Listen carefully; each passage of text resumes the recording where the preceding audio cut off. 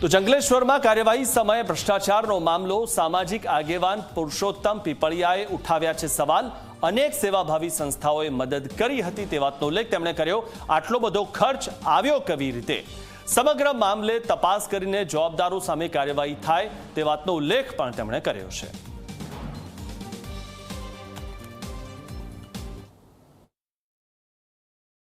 ₹4,600 જે food packet છે જેનો ₹150 ભાવ ગણ્યો છે એ સ્થાનિક લોકોને પીરસવામાં આવ્યું, પણ આપ જોઈને તપાસ કરો ત્યાં એક પણ ફૂડ પેકેટ પ્રેમવતીનું જે કહેવાય છે એ પણ ફૂડ પેકેટ સ્થાનિકોને આપવામાં આવ્યું નથી।